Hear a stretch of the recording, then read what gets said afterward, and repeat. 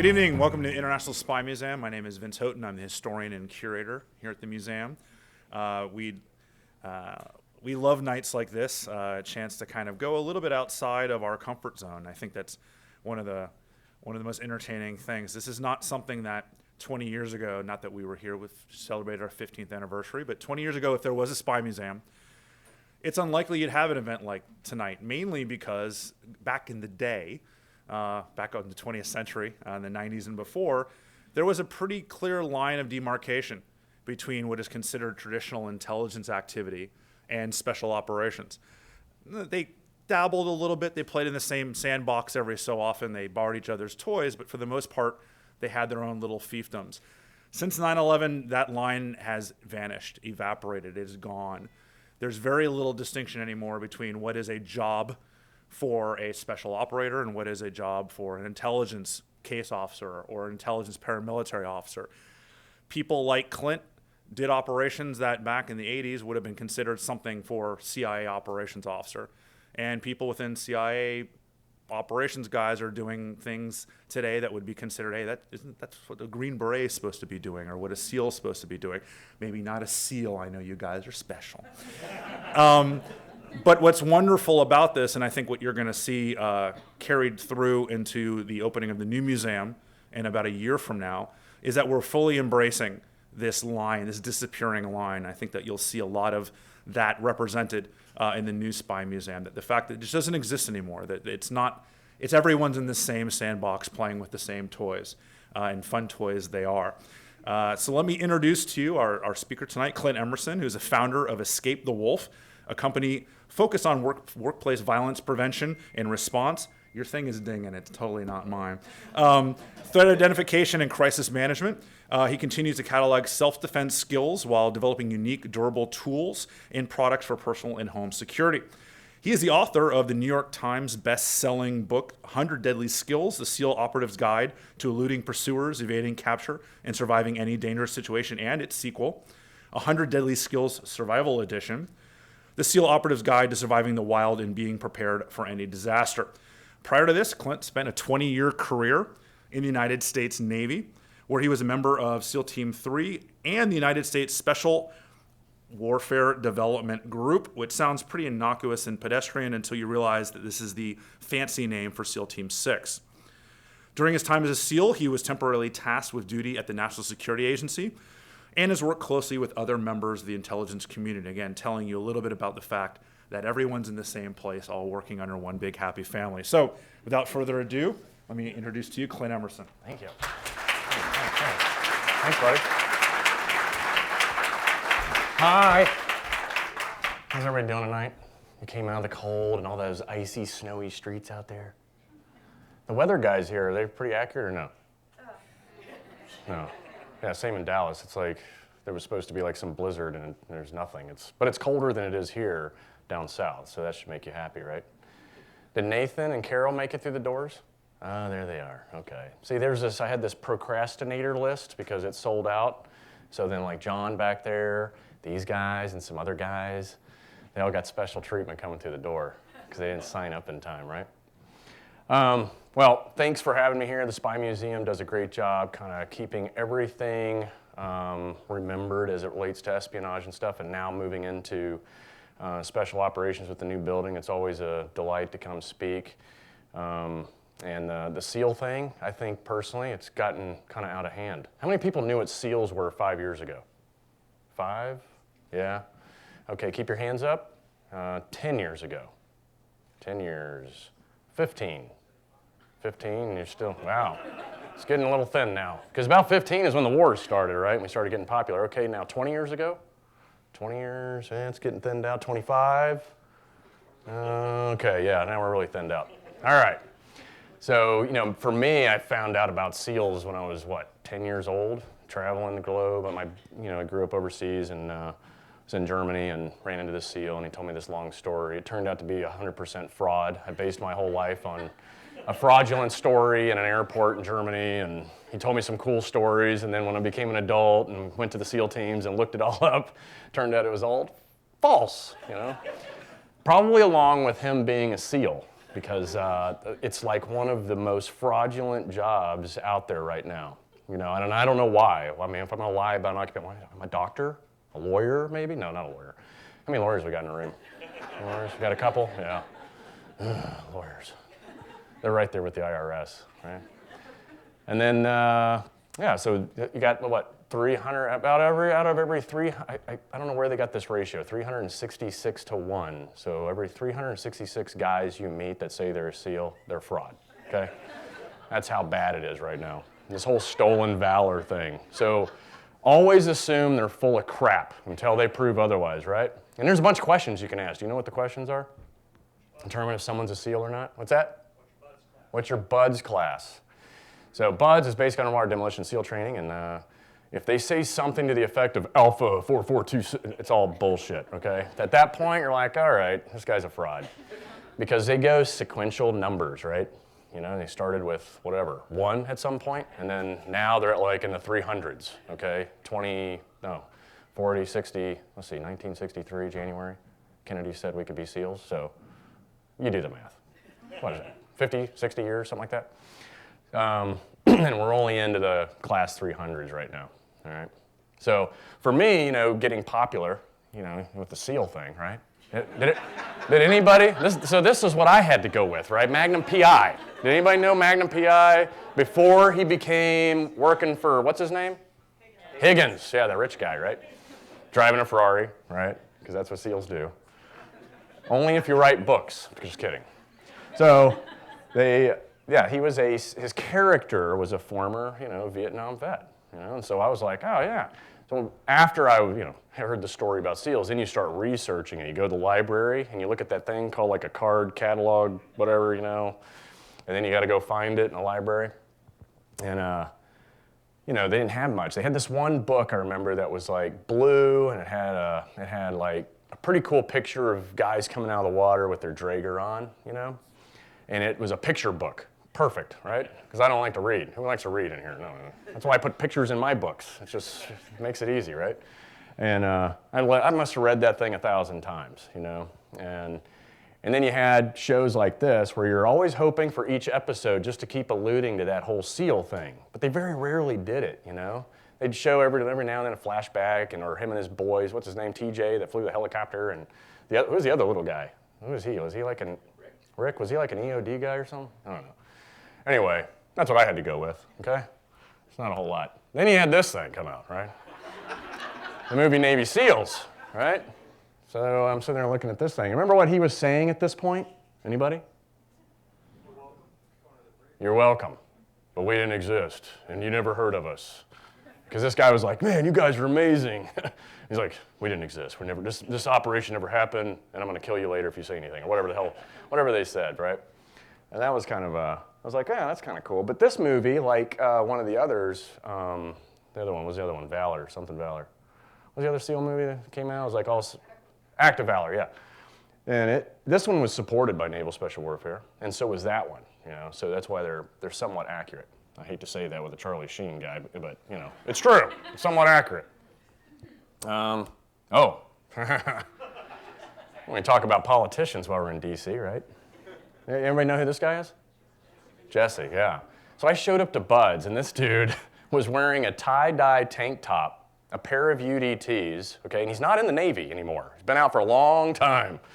And he had his receding hairline that went about halfway back his head, but he had a long braided ponytail that went down to like the crack of his butt. And I'm like running, and he's like, hey man. I'm like, God, he looks familiar. He was at that movie Predator. And he's like, what class are you in? I'm like, class 203. And I'm like, I need to go, right? And he wants to talk. He wants to tell me how he was a UDT guy and this and that. And anyway, it was pretty funny. But then I think somewhere along the ways he's gone crazy, right? Or something. But he was cool in this, you know? Remember that? This shit'll make you a sexual tyrannosaurus. He was talking about like Copenhagen or something. Oh, yeah. Then came along this, right? Anybody watch this movie? Remember this movie? G.I. Jane, right? God, are we sick of SEALs at this point yet? Right? It's like crazy. But anyway, we had the first female go through, I think, it's been a couple of months now. And Naval Special Warfare's push to get females, and all of Special Operations kind of did this push. And I think the one woman that like made it all the way through the screening and everything, she made it 2 weeks through pre-buds. And I think, she put everything she had into it, but never actually made it to the first week of SEAL training. But they gave it the noble effort. Oh, I was going to turn that off. Okay, sorry about that. Completely unprofessional, but that's how I am. We're going to be touching on religion, sex, drugs, how much everybody makes in the room, all those things you're not supposed to talk about the first time you meet them. We're going to do that tonight, okay? All right, but yeah, SEALs are like the whatever people. It's like the spotlight is on the SEAL community for the last I don't know how many years, 10, 15 years straight.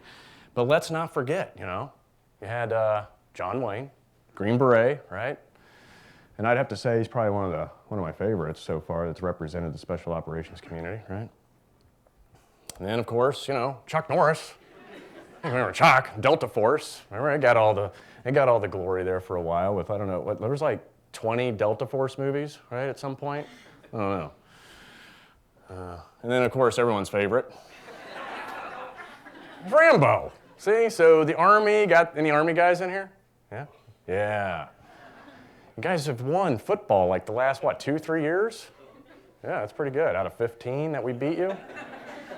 It's okay, though. I get it. You guys, I think that I was talking to someone, they were saying West Point finally allowed a certain weight level to start entering into West Point, hence the reason why now they have bigger football players. I guess up till then, you couldn't, they had some weight restriction thing going. And now the last 3 years that they've been allowing to go recruit, bigger, solid guys, and now they're actually a little bit of competition for the Navy. Yeah.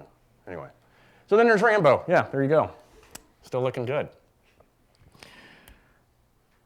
All right, and then the final part. Okay, everybody loves this one, right? OJ. You can't go anywhere without at least talking about OJ every 5 to 10 years, depending on when he's getting out of prison. But most people don't know it. That picture of him was when he was on set for a remake of a movie called Frogman. And he had extensive knife fighting training for that movie prior to this incident. And then when they wanted to bring the guys in that trained them in knife fighting, legend has it, they magically disappeared to an island with a lot of money. And so, the gloves didn't fit, but he had extensive knife fighting training for that movie. The movie never went anywhere. Most people don't even know that it was made. It never went to the big screen because this incident, of course, happened. But yeah, he was not a frogman. He tried to be. All right, moving in tonight, right? Y'all heard about me. I grew up overseas, hence the reason why I'm dressed up like an Arab right there. Then I wanted to be a ninja, okay? You've heard this before. I found out if you go kill someone as a ninja, it's called murder, so I decided to be a SEAL, all right? And you got to be a SEAL. You hang out in the water for 6 months straight, cold, wet, sandy. We do this thing called nut to butt an awful lot. You start to appreciate it, right? Where everybody puts their nuts to each other's butts and you stay warm, okay? We did that a lot, and then you get through it. 6 months later, you get some advanced training, right? These DC crowds are always tough, I tell you. You guys just stay stone cold. Anyway, this is how it was last year, too. You're going to loosen up by the end of the night because your asses are getting taped up, all right? So you sit there for 6 months. You're cold, wet, sandy. Then you get some advanced training, and you slowly start becoming a SEAL. And it's not until about, somewhere between 3 and 4 years that you don't feel like a new guy anymore, but you're still a new guy, right? You're always a new guy.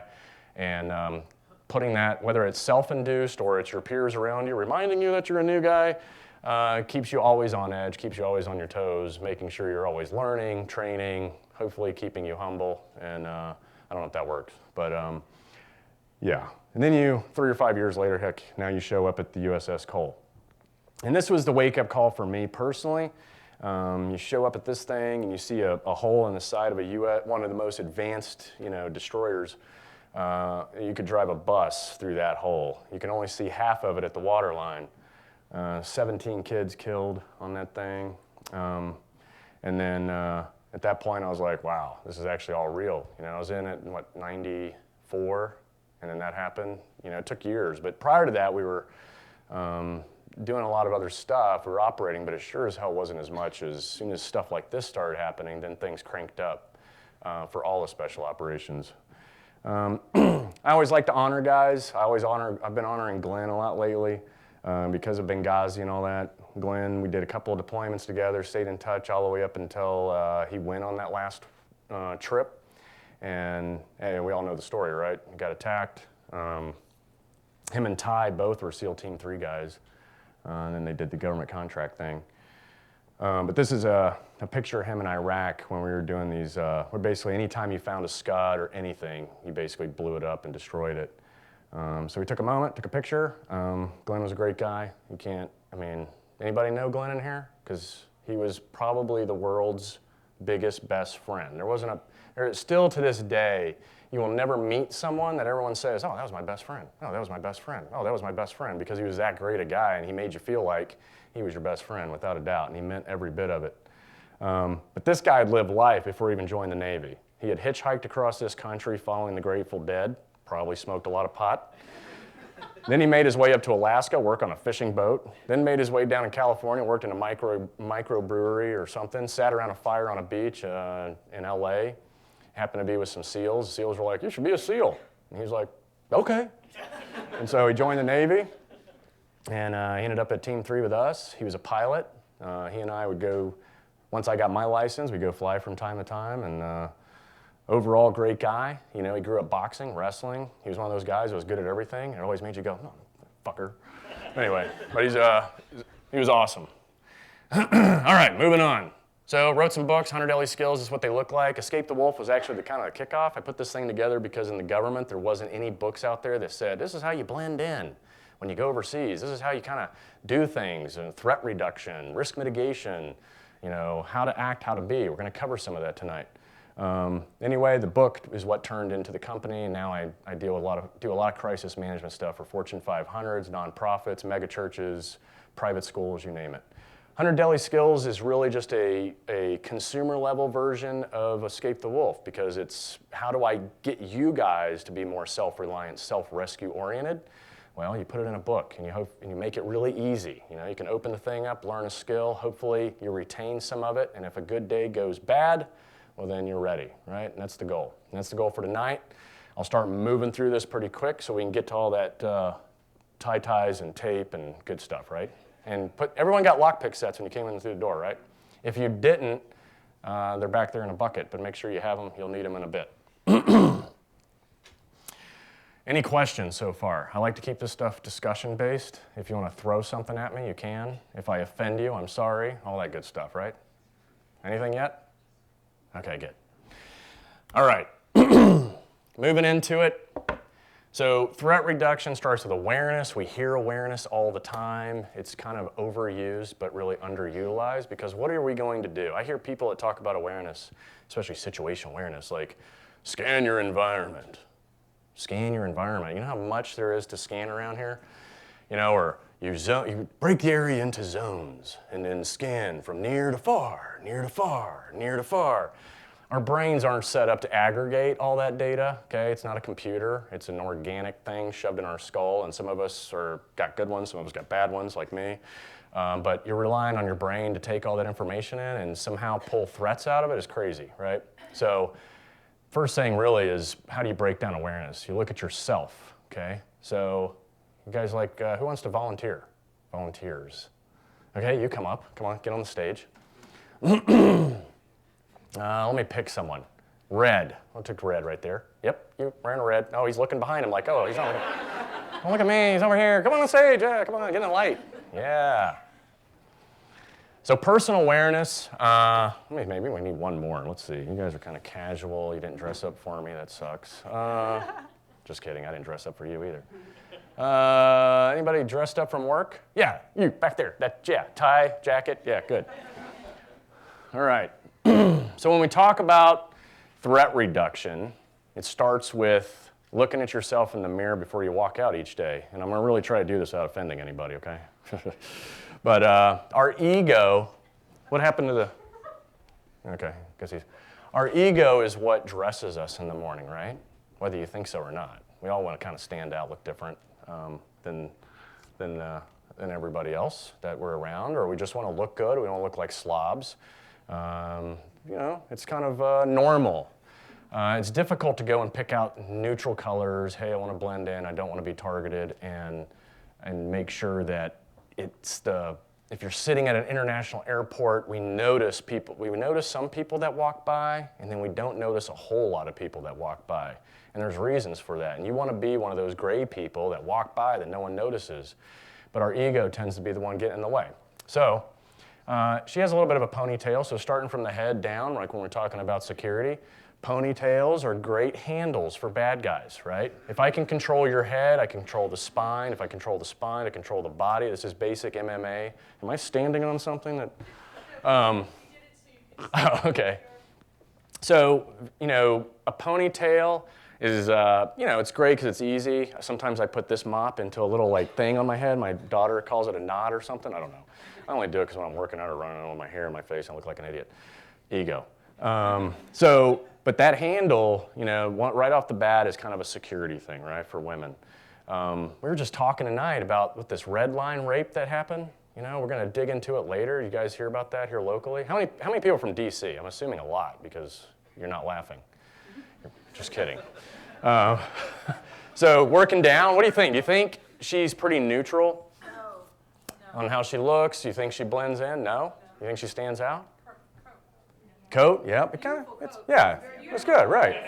She got stripes. Does that appear to be gold on her wrist, Could it be? Maybe, maybe not, right?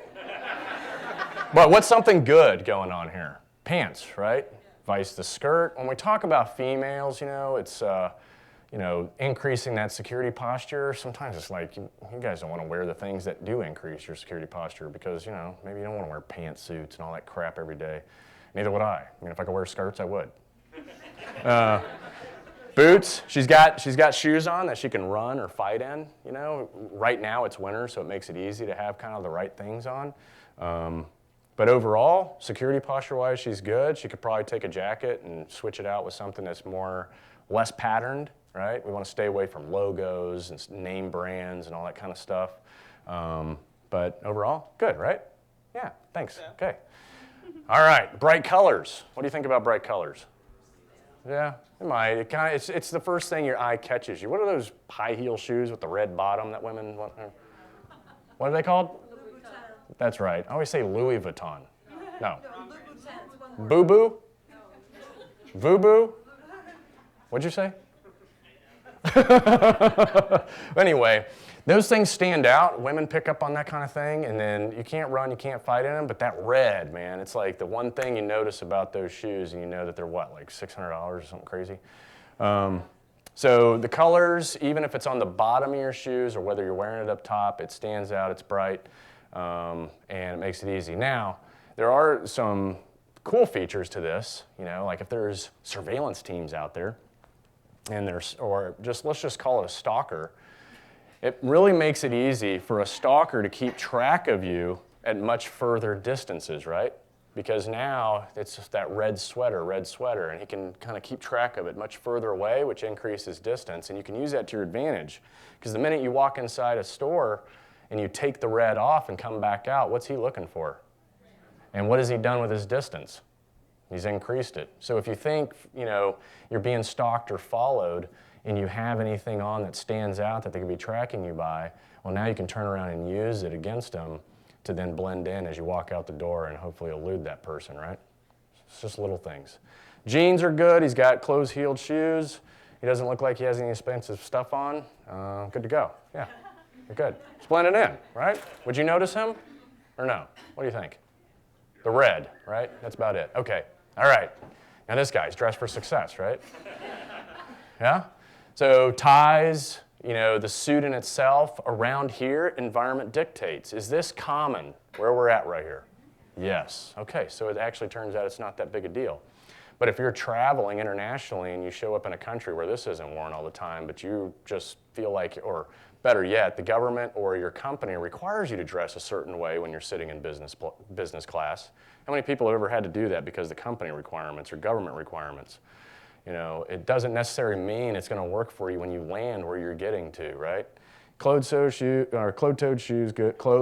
shoes, nothing really invaluable on. But depending on the environment, he could stand out or he blends in, right? Sound good? Okay. That's just some examples of personal awareness. We'll see if this thing stays on it, okay? Now when we talk about cultural awareness, you know, I'd say here in DC, even New York, these big mixing bowls, you have everyone and their mother around here. So cultural awareness should be somewhat high in this town. You know what maybe some of the protocol and etiquette is for certain cultures and what you can and cannot do to offend someone, right? And it seems, you know, we got the #1 guy in this town that he's good at offending everybody regularly. But that's, you know, that's how he rolls, and, you know, I don't know if we're ever going to change that. But it goes a long ways to respect the culture that you're in, respect the people that are there, regardless of your thoughts, regardless of politics. That business card you get from someone could be the very one business card that could get you out of a jam because the State Department is not coming anytime soon. Okay? Does that make sense? Any State Department folks in here? Sorry. Okay. And then, of course, third-party awareness. So this is, no matter what, when we look at the people that are on the stage, you look at yourselves, we can all look each other and form an opinion. And then all of a sudden we start judging, right? And I don't even need to know you. But that third-party awareness is always there. And that's ultimately what you're trying to kind of neutralize and defeat when you talk about people targeting you. So the more you can blend in, the less you stand out, that third-party awareness piece starts to go down. And that is the goal. You take your cultural awareness, your personal awareness, your situational awareness, and you drive all those up, and then hopefully you drive this down. And in this crowd is where, you know, is where the criminals are, it's where the foreign intel service is, it's where the law enforcement in that country, where their second income is briberies. It's all of those things are sitting there watching you, judging you, and determining whether or not you're worthy target or not, okay? So increased situational awareness, which is really just paying attention these days. And you can't pay attention to everything. But what you can do is kind of sensitize and calibrate your brain to what the bad guys do and then look for those things. Because that's a lot easier to look for what's coming your way than to sit here and just constantly, I mean, if we were all scanning our environments, which we don't because our heads are doing this. But if we were, you still wouldn't be able to see anything coming your way because if you're truly trying to pay attention to everything, then you're seeing nothing at all, right? So we learn what the bad guys do in the areas that we go, and then we know, all right, I'm sensitized to it, I calibrate my awareness, and now I'm looking for those things potentially happening to us. Then there's the common sense stuff, right? If you're in Times Square and you see a bag sitting by itself for more than 10 minutes or so on the side of the street, then that's the whole see something, say something, right? That's common sense stuff. But when we talk about criminal tactics that exist in certain areas, those are things you got to research a little bit before you go, and then now you know what to look for. I talked a little bit about determining whether someone's, you know, trailing you or not, but it all boils down to pattern of life. Does anybody know what pattern of life is? It's the habits. It's your daily grind. We're going to do a little exercise right now. Everyone's going to draw down your pattern of life. So if we can start handing out a bunch of blank sheets of paper. We'll take a pile from your side, take one, pass it around. A pile for this side, take one, pass it around. And then we got Sharpies up here that you might have to share and all that good stuff, but there should be plenty of paper. So our pattern of life, for some people, if you can see this, looks a lot like this, right?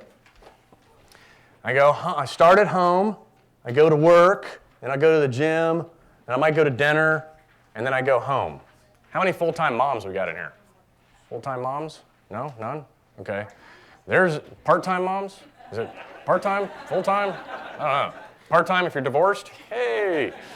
Yeah, so as the pens come around, I want you to, if you have your own, that's great. You can get started early, cheaters.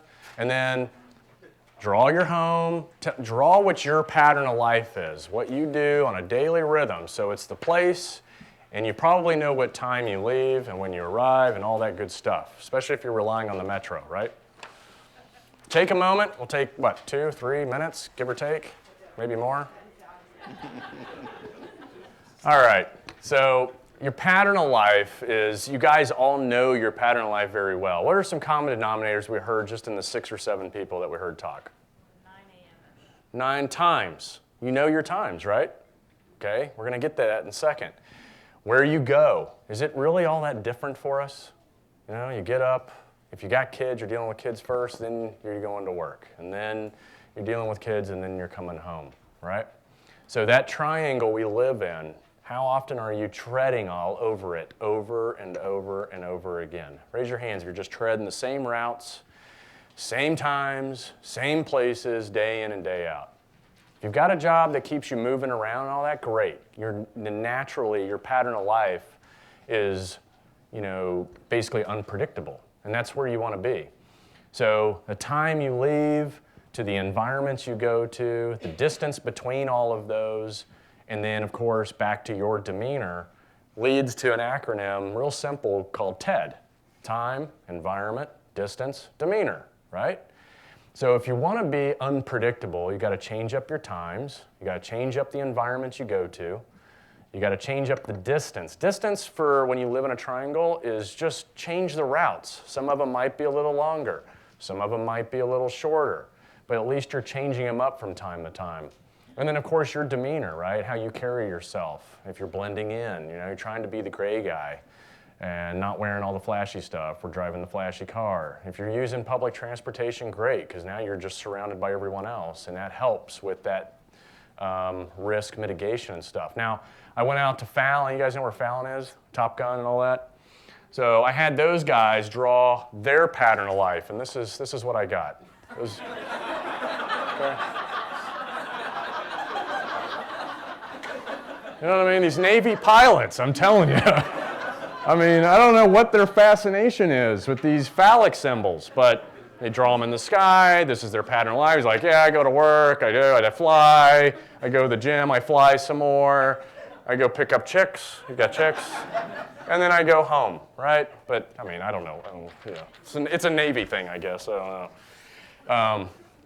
Anyway, so changing your time, changing the environments, changing your distance, and making sure your demeanor is always kind of offset is only going to help you, and that's natural. We're not talking about being paranoid, that helps with making up the difference where your awareness may lack, right? Because your pattern of life's just all over the place. Bad guys, when they want your stuff, they're coming during the day when you're gone.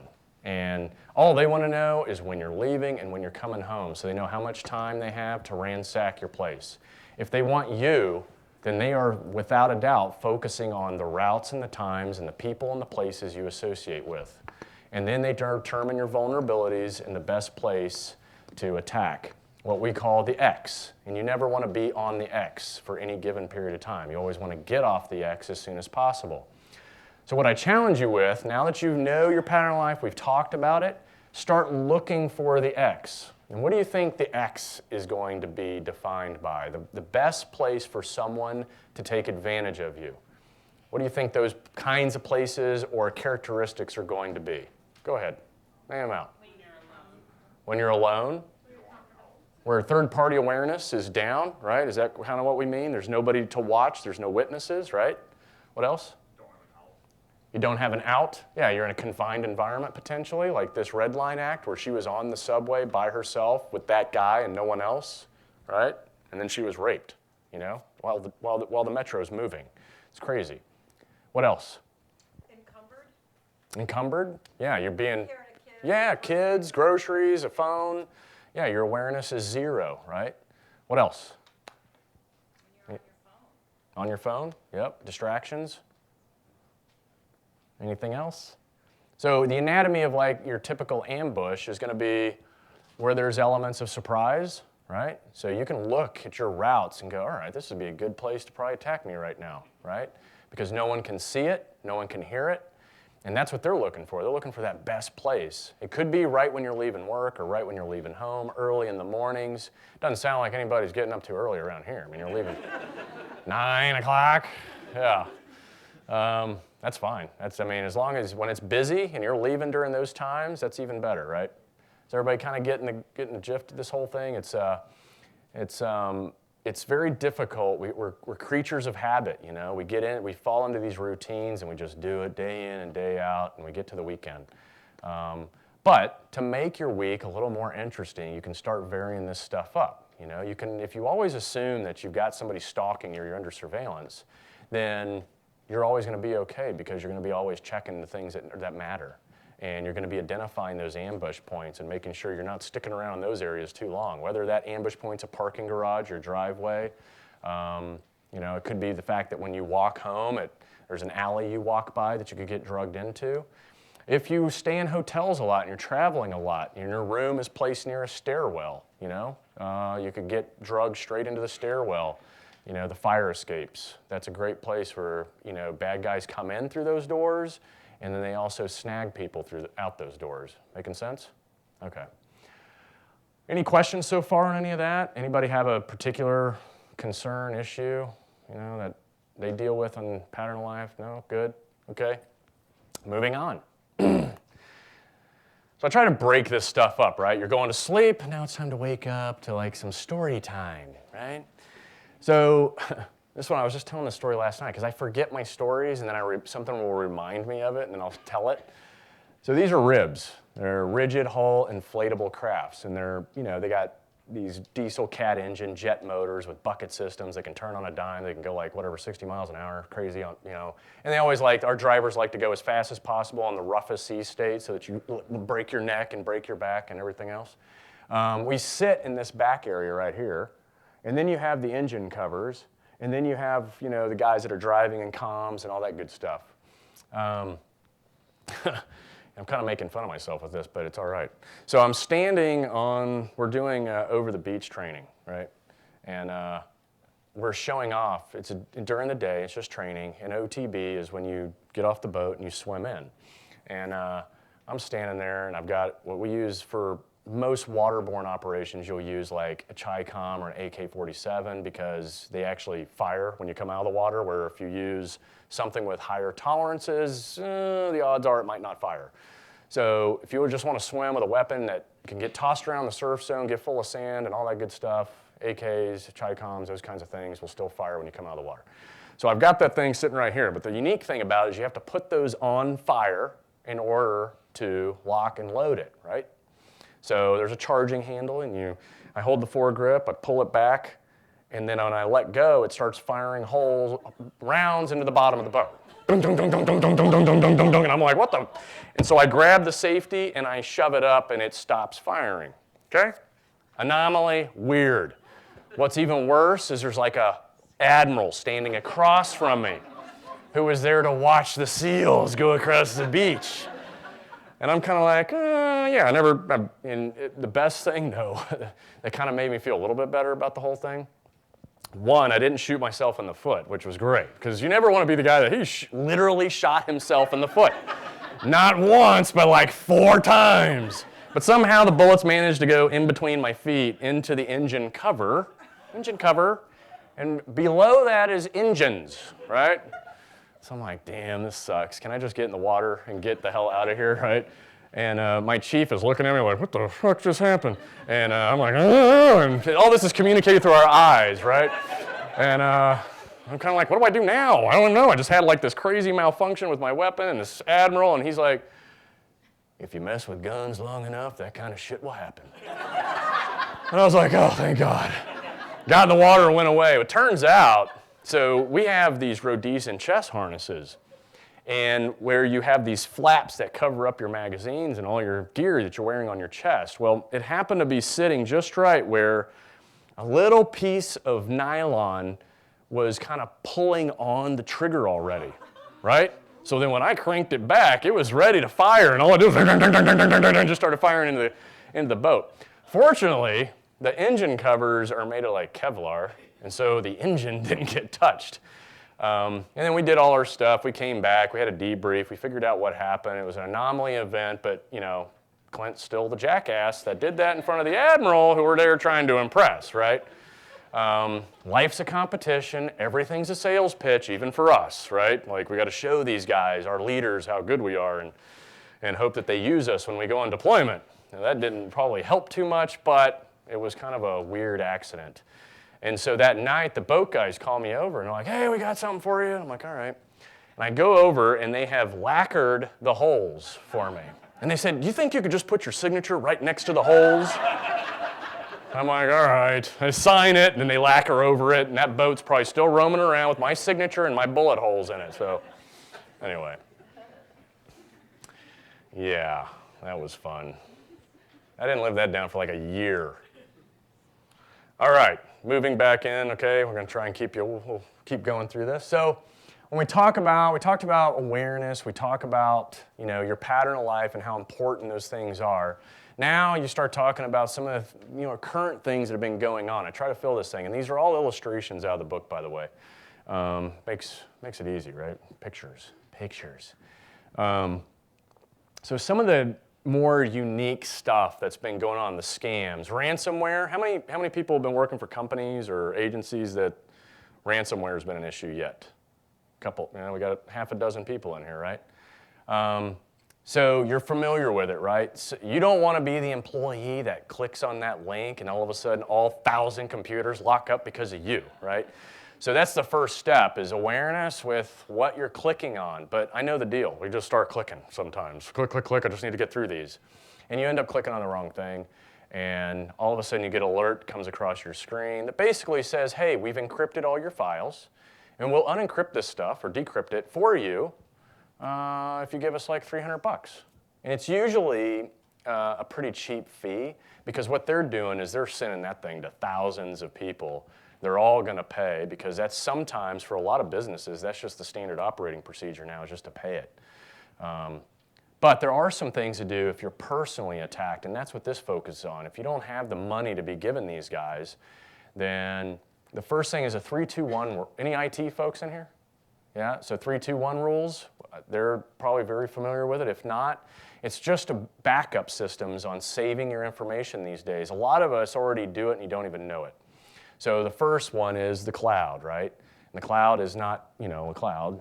It's servers, and they're all over the place, and they're like national assets, and all your information is stored there. And so you want to back it up. So the cloud would be like Dropbox, Google Drive, all those places, and you can have those things set up to automatically back up everything you're working on, right? Number 2 is an external drive hooked up to whether it's your laptop or the tower that you have at work.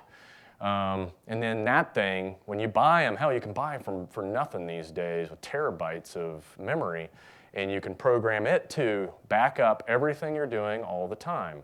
And then, of course, the device you're on is backing up things. Now you've got 3 layers, but here's the thing, is if the device you're on is affected, now you've got your 2 areas that you can rely on. You can literally move that out of the way, grab your other laptop or another computer, whatever, log in, and keep your personal life moving forward. Make sense? That's the 3-2-1, right?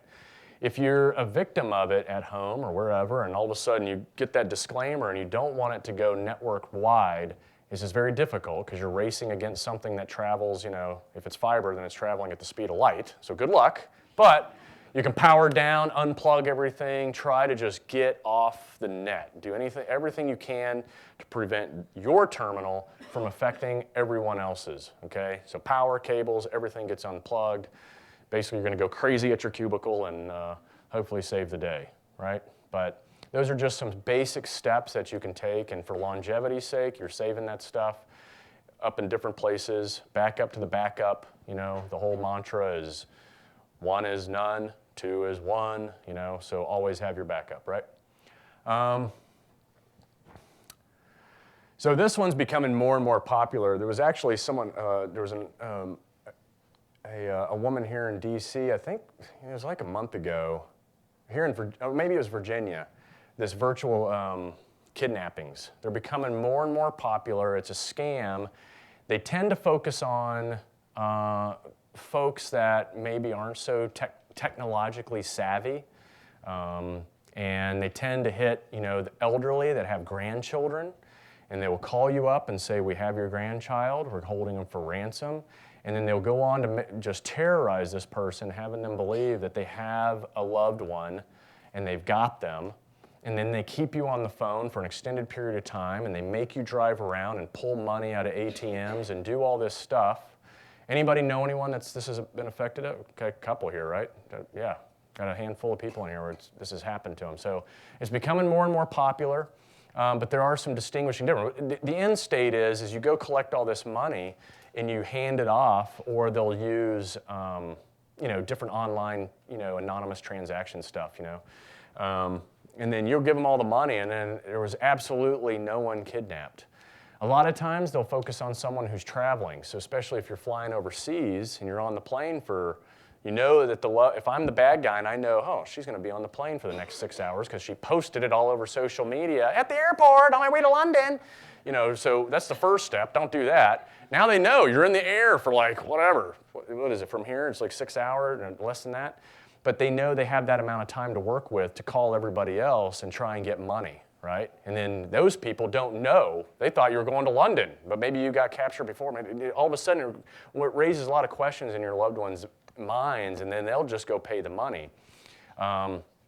So distinguishing differences on this, we're going to work backwards. On the prevention side is just don't post what you're doing, where you're going, any given time. If you want to post all the great things you got going on in your life, do it after the fact, Don't post real time. Wait until you've already left, and then you can post it, right? And then that one, whoever's watching it keeps them off balance, ex-boyfriends, girlfriends, But now you go working our way up, the real versus virtual. How do we determine the differences, right? Well, I tell you what, a guy that's calling that has done a true, real kidnapping is not staying on the phone that long. It's going to be quick, and it's going to have demands. And the money is going to be more than a couple of $100 or what you could pull out an ATM machine, right? Because with them, they're thinking their call is going to be traced. They're trying to control the situation as much as possible by limiting the information to you other than proof of life. Proof of life is another big distinguishing difference between the two. If someone's keeping you on the phone for a long period of time and you say, prove it, but they don't, that's another sign that this thing's probably all BS and it's just one big scam. They're just trying to take advantage of you emotionally, really. And then, of course, if they're calling, if they really want you to believe that they have someone you love, what phone you think they're going to call from? That person's, right? But instead, they're probably calling from some other no caller ID type phone, or they're using a burner phone or burner cards, all that kind of technology that's out there for bad guys to use. So the difference is all about the time, the amount of money, and the phones that they're using to call from. But this has become more and more popular. If you hadn't heard of it, now you know. Okay, time to wake you up again, right? Story time. So this is me building rapport. Yeah, holding hands. Yeah. It's just funny. I remember these sayings that they used to say about SEALs, like, you guys know languages? Like, we don't need to know languages. We're not talking when we get there. That's kind of true. It really is. I mean, you show up, it's like, okay, everything done? Yeah, you're done. You want to extract? Okay, let's go. Get on the helicopter. But there are times when you have to build rapport. The story behind this is actually kind of funny. So I'm over building rapport, and I'm walking around with these guys, and we're walking around their town, and it's dirt roads, as you can tell, a lot of dudes carrying AK-47s, really weird. You don't want to be in that environment, but I was, voluntold to go to that environment. And so I'm walking around, and they're introducing me, and I can't speak the language. So I'm just like, okay, we're doing this thing. I wish I could give you all the details, but I can't. But anyway, I'm being introduced to a lot of people in town. And towards the end, I'm like, hey, what are you telling everyone? He's like, oh, don't worry. I'm telling them you're a Danish veterinarian. I'm like, he's like, everyone loves the Danes. No big deal. I'm like, okay, that's cool. All right. So, later that night, done with work, done with whatever we're doing, and I'm in my motel. It's like I call it a motel. It's not really a motel, right? The menu was pretty extensive. It was camel, spaghetti. Because thank God the Italians had colonized the area like decades before us, right? So at least there was spaghetti option. bolognese with like, I don't know, it was like mayonnaise on top. It wasn't even like red or white sauce. But you eat it. And then I get a call, right? And it's like, yeah, I don't really mean to alert you, but you need to get out of there as quickly as you can. There's about 1,000 angry people headed your way. And I'm like, huh? And so I kind of go out the back door, jump in a car, make my way out to the middle of nowhere where I hope a plane shows up to pick me up kind of thing, right? And it turns out that, like, time zone-wise, a newspaper had come out that some Dane had drawn. Yes, right. Drew Allah, like part man, part dog, okay? An illustration, you guys all heard about this? Yeah. And what is the odds of him coming up with, he's a Danish veterinarian, and then turning around and this thing happening? And I'm like, about to get my head cut off, basically. So there was a lot of drama involved in all this, but it's just wrong place, wrong time, wrong, like, introduction altogether. And, yeah, it's kind of funny after the fact. All right. Okay, so now we're getting into the more active. We have, there's the threats we try to elude every day that are very cyber and tech-oriented. And while we're on tech and before we get in, I don't want to forget some of this stuff. So the great thing, I'm going to hand this stuff around. You guys can pass it around. Technology. You can buy it all online. It's super cheap. Borders are gray, right? You can get whatever you want these days. So one of the things what's funny is this technology in here is like 15 years old. So like this little pinhole camera, this thing, the end of it is like the size of a pen. And I'll let it pass around the room, okay? You guys take a look at that thing. That's 15-year-old technology, and you can buy it online for a reasonable amount. We're talking not even probably $30, okay? It's full color, CCTV, gets high resolution, and it literally could fit in the end of a pen, right? This technology just continues to get more and more, gets faster, smaller, cheaper, as we know. These three guys going around are SIM card readers that you can open purchase, right? So if I get a hold of your phone, I pull the SIM card out, I stick it in this, then I stick it in my laptop, I take everything off of your phone, which is important to know because you don't ever want to just let someone have your phone, borrow your phone, use your phone. And especially if you leave it laying around, if you travel a lot, you leave it in the hotel room so you can go work out or whatever, or you leave it charging, you're leaving it vulnerable to have every bit of information sucked off of it. And so we nickname these things like, I think, sucking dongles or something, I don't know.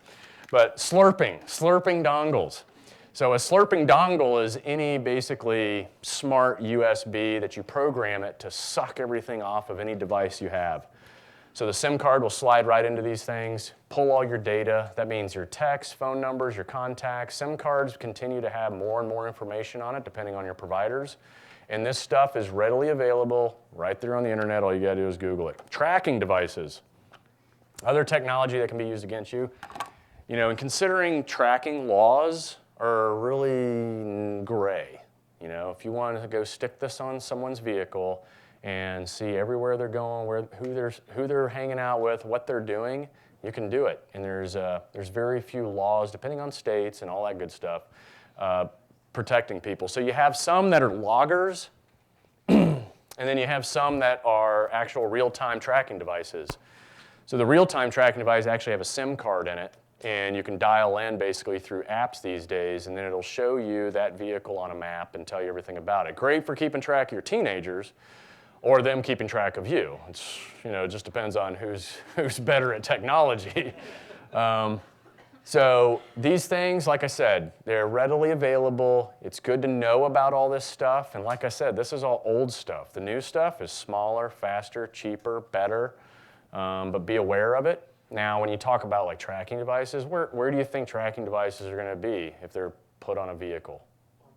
Yeah, they're going to go into the frame. They have to stick to metal first, and they got to be able to see the sky. They have to get a signal to work, and so the user will either know that or not. And then, so you can stick it to the frame near the rear axle, wherever, or you can just throw it under the driver's seat or passenger seat, and it can sit there just as fine and do the same job. So, you know, looking for these types of things, I'm not saying go out and look and check your vehicles, but, you know, it might be a good idea. You never know, especially if you got crazies in your life. Anybody got crazies in their life? Crazies? Yeah, they're all over the place. Yeah.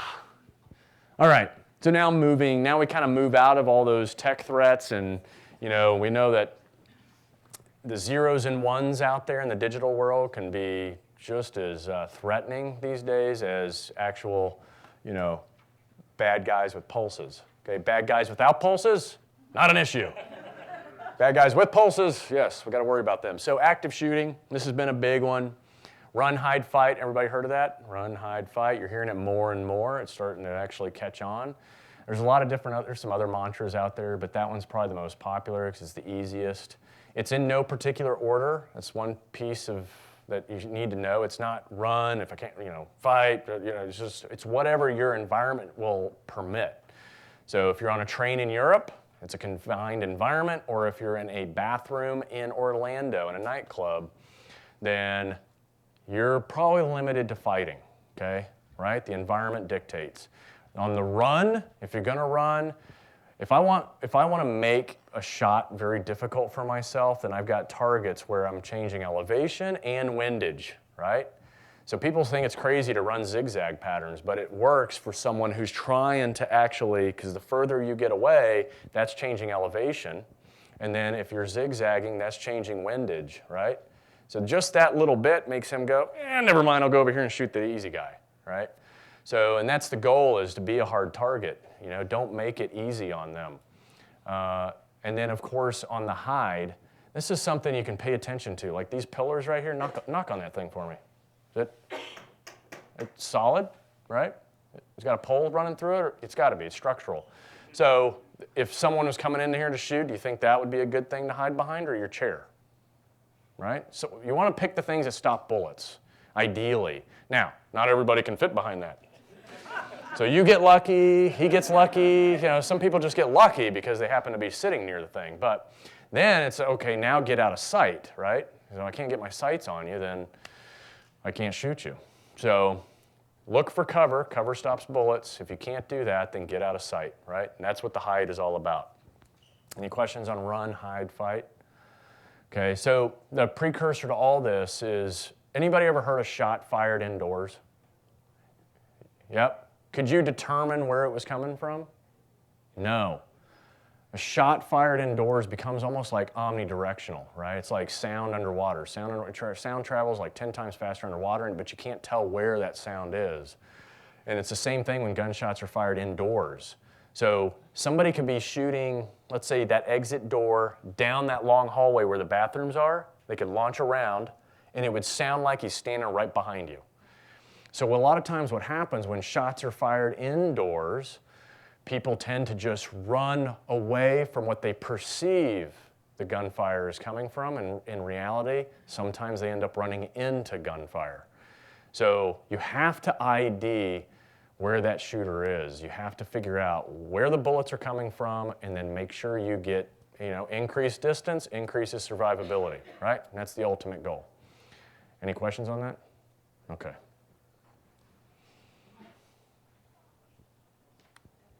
All right, now we got, back to waking you up with some story time, right?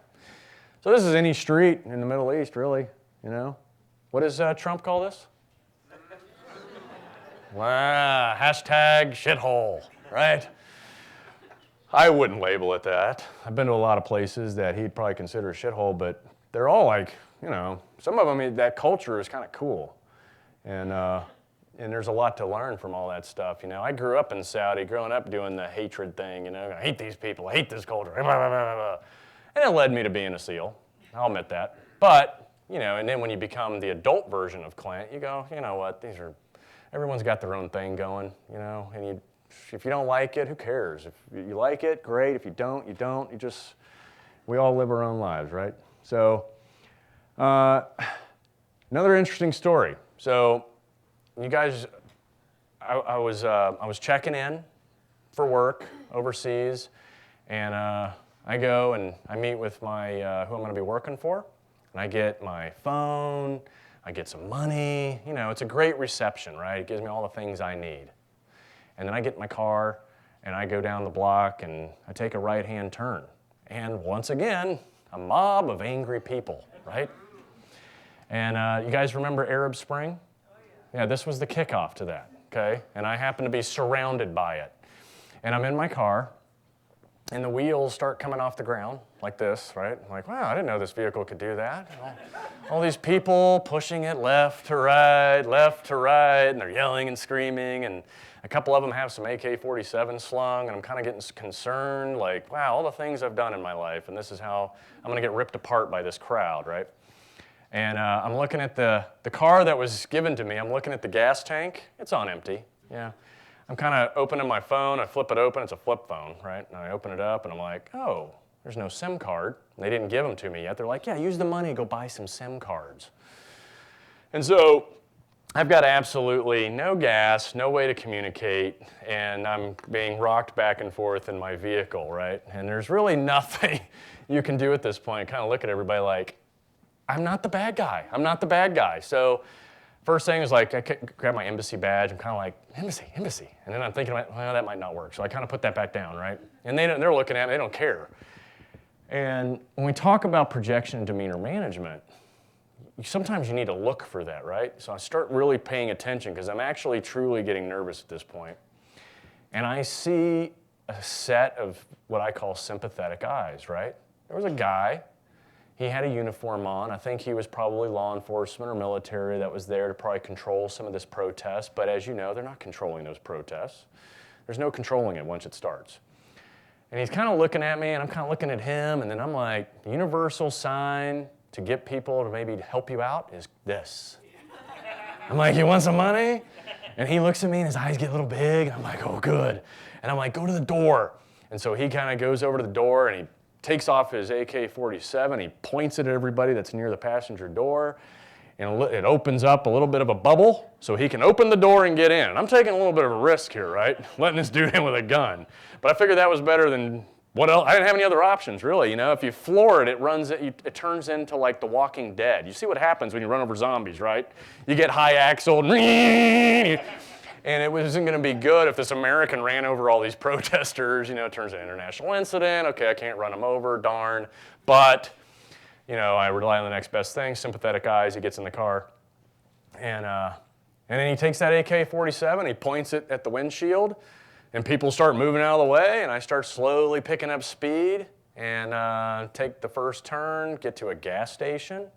I drop him off, I give him the money, and here I am, literally 2-3 blocks away, paralleling this nightmare, and it was like nothing was going on. Just 2 or 3 blocks away from 1 minute, you're like, oh my God, I'm gonna die here, to, you can hear the birds, filling up gas, and everything's normal. And then that was that, right? But social unrest can be obviously a very dangerous environment to be in. And so, you know, paying attention to what's going on in the media. And the challenge is overseas, a lot of times the media isn't as good as we are here and catching every little thing that happens on Twitter. And then here or there, there's very little to go by, or there's a language barrier and you don't know what's going on. And most of the time, they don't even know what's going on, right? So you just have to be aware of that. And so when we talk about now the opposing side of that, social media, big crowds, and now with low-tech, high-profit attacks where they're using trucks to run over people, make sure you're never part of that big body of people. You know, usually there's satellite groups that you can kind of put yourself with, the smaller groups, and stay off the sidewalks and near the roads, because those are obviously the avenues of attack. You know, and then the rest of the time, you know, like what we had in New York where you just jumped up on the sidewalk and started running over people on bicycles, well, then you just got to really just pay attention these days, right? So it kind of goes both ways. Big bodies of people, whether it's a protest or a concert, just stay away from the bigger body. Go stay with the satellite, little smaller bodies of people, and it's going to be a lot safer for you. All right, now we get to our homes, right? We talked about our pattern of life, and our home is our main domain. Work is the second place, right? Where does most of your violence occur? Either at home or at work. Home, we always say, domestic violence becomes workplace violence a lot. It's usually, I would say probably 75% of the time, domestic issues become workplace issues. Workplace issues can very easily become domestic issues as well. So these are the two environments where we need to be as most cautious, but especially our homes, because we can control that. Sometimes the offices we work in, the buildings we're at, we can't control it. We can make suggestions, doesn't mean they're going to make any changes, right? So your perimeter starts way out with your neighbors, and the idea is you want to push your perimeter out as far as possible. I know that anytime we were rolling into a neighborhood overseas, sometimes they knew we were coming, 10 blocks in, because everyone talks to each other, which is the one thing we don't do all that often anymore. How many of you are like good friends with your neighbors? It's rare. It's rare. Very few of us. There was very few hands that went up. And literally that is just the way to go. You got to go out and start talking to the people that surround you. They're the ones that are going to let you know if something's going wrong, especially once you guys get on one text message together. You can really look out for one another. So that's where it starts, right? Now as you move that perimeter into your yard, bad guys don't like anything that's unpredictable. So kids, animals, right? If you don't have kids, put some... What's that? Yeah, sure, get one. Or, better yet, just lean a skateboard up next to your front door, right? Give the impression that there's kids, okay? Dogs, get one. If you don't, put the beware a dog sign somewhere. It really does, when they're going out and they're doing their little surveillance to determine whose house they're gonna hit first or next or whatever, it really is all about what the house tells them. It's not about what they see you leave and then they look. Is it really empty? Are there people still there? Are there kids still there?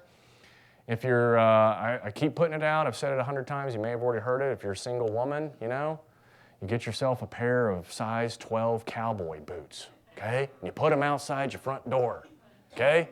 Make sure they're dirty. We call them shit kickers in Texas, okay? For a reason. So put them out in the front door, put a pair out your back door. That'll keep those sexual weirdos away, okay? The next thing is now as you approach the house a little bit closer, illumination. Notice we're still talking about your perimeter, right? So light that place up at night. There is no, me being, the professional bad guy in every country we went to, you didn't like light. We don't like light on us, we don't want to be in light. Neither do bad guys here in this country, right? So light it up. You light that perimeter up, they feel naked if they actually walk into that light bubble, and that's what you want. And you want them to move on somewhere else. Okay, now we're getting to the door. So we all have doors, and in security, it's like people tend to think that it's like the alarm system and the locks are like the most important thing, and it's not. You can put an ADT sign out front and not have not one sensor in your house or even alarm system, and that'll do just as good a job, just as effective. ADT stickers, the sign. I'm not saying to have the salesman come to your house and take all this stuff and then not hire them. But you could, because they'll give it to you, because even if you don't buy something, it keeps their competitors away from your house, right? So get the sign, get the stickers, stick them all over the place, you're good to go. Kind of, sort of, right? Now, the doors. You want to make the doors difficult to get into, and that's not going out buying like a multi-lock or a Medico. I mean, those are great high security locks, but they have their place. What you want to do is reinforce the door frame. So you can replace all the screws that are holding the hinges in the door, or holding the door to the hinges and the hinges to the frame. And you can replace all the screws in your strike plate with 3-inch wood screws. Because right now they're probably only like 1.5 inches, right? But the 3-inch guys, replace all that. Then take your door frame on the locking side and about every foot put in the 3-inch wood screws, okay?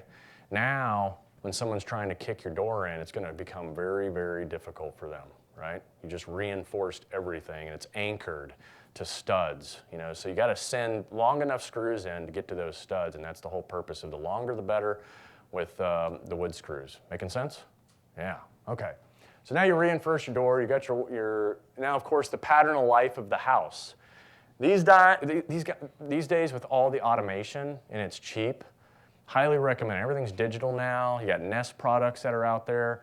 So you can literally have your house do the same pattern of life that you've got going right now. We all start downstairs, the living room, the news goes on, we're fixing dinner, we're watching the news, those lights are on, and then maybe after the 10 o'clock news or whatever you're doing is done, now you're moving up, everyone's moving upstairs or moving towards bedrooms, so lights are going off, other lights are coming on.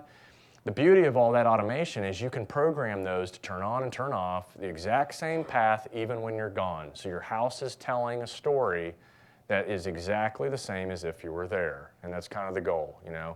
All those old analog timers are great, but the digital ones you can program.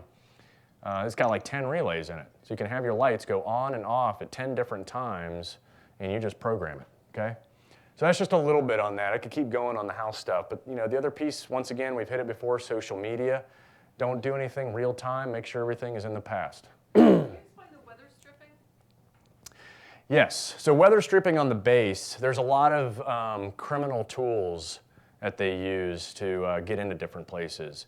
And so increasing the weather stripping on the perimeter of the door so that there is actual pressure against the door when you want to lock it, that pressure plays a role in defeating some of those tools. The weather stripping across the bottom prevents some of the what's known as under the door tools. So they'll make tools that slide up under the door and then come up to the doorknob and actually open the door and they go in, right? And they do it blind, because if I'm looking at the doorknob on the outside, I can move that tool over and imagine where it is on the inside and then get in that way. But the weather stripping kind of makes all of those tools kind of obsolete. Okay, making sense? Yeah. Any other questions that I didn't cover that's all over this thing? Yeah. All right. The intrusion side of the house, just like I said, I truly believe in the tactical nightstand, okay? How many guys have tactical nightstands in here? Yeah.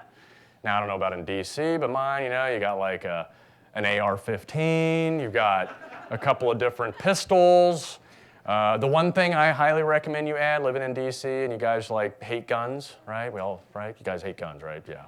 So the next best thing for you is probably either oven cleaner or wasp spray, okay? It shoots like 30 feet. Make sure when you use this stuff, it's in your house. Don't carry it in your purse, because it's a felony as soon as you walk out of your house and you use it on you can use mace, because it's all natural products and the bad guy won't get hurt. But if you use oven cleaner or wasp spray in your house, you will blind them for life. You'll probably burn their lungs out. They'll have a miserable recovery and they'll never see anything for the rest of their life, okay? But make sure you do that in your house, because if you do that to somebody outside your house, all of a sudden you're the bad guy for using it on the bad guy, and it's a felony, okay? So wasp spray, oven cleaner, nightstand, you can shoot them really far away, all right? It's better than mace, right? Mace. But remember, anything you have in your house, make sure you know where it's at, make sure that you have positive control and you can use it, because anything you've got can be used against you, and if you're not proficient with these types of things, then don't even bother, right? So tactical nightstands always is the first, and that goes hand in hand, right? So you're sleeping at night. You've reinforced your doorway. Kick number 1, you wake up. Oh, God, what's going on? Kick number 2, you're like, tactical nightstand. Open drawer. Oven cleaner. Kick number 3, you're standing at your front door waiting for him. Kick number 4, you're like, hurry up, I got to go back to bed. Kick number 5, you spray him, and then you close the door and lock it again, right? And off he goes, okay? Making sense? All right, if you can't do all that, then you gotta have some prep, right? You're gonna have a plan, you're gonna have rally points for your family. This is something you can have fun with, you have your plan, hey, get your kids, you can drill this stuff. We drill things at work, we drill things at school, but how often do you drill anything in your own house for your own personal security? Zip. 0, right? Because it won't happen to me, right? No, it might happen to you. And it's not about being paranoid, it's just being a little prepared, and it doesn't take long to go, all right, if something happens, we're going to go over to the neighbor's house first, because I'm talking to them now, and I've told them that, hey, we're all part of each other's plan, right? I'm going to have maybe a phone and some keys that are always available. I know where they're at. These are great for calling for help, hitting the panic button on your car, creating noise, creating witnesses, letting people know that there's something bad going on, right? Then you've got your your different, escape tools if you need be. These days, if you live in a multi-level building, you've got all kinds of cool collapsible fire ladders and stuff that allow you to escape easy. Those can also be used if a bad guy comes in, not just for fires. Having a safe place in your house, this applies to natural disaster, but also can apply to those bad guys, especially if you got young kids and stuff. You know you have to go rally them up because they're not at the age yet to follow your plan. Then you may not have time to actually get out of the house, but you can at least designate a little safe spot, safe site that you can lock yourself in and call 911 and get the help you need. Lights. We tend, if we hear something crazy or something, what do we do? We wake up and we turn on the lights. Okay, don't turn on lights. Keep it as dark as possible. You know your blueprint of your home better than anybody else. And when you turn on your lights, you're telling them, one, where you're at, two, that you're coming, and then you're lighting it up for them too. So now they can see what's going on. If they've never been in your house and you keep it dark, it allows you to maintain the advantage. Make sense? Okay. Of course, weapons, we talked about that, the tactical nightstand, and then, ending with your rally points. If you have alarm systems, it costs a couple extra bucks. Everything works on a network now, so to put a panic button in your bedrooms or, in different areas, you can put them all over the place now. It's not like they got to wire it anymore, right? It's all on your network, so you can put buttons and all kinds of cool stuff everywhere.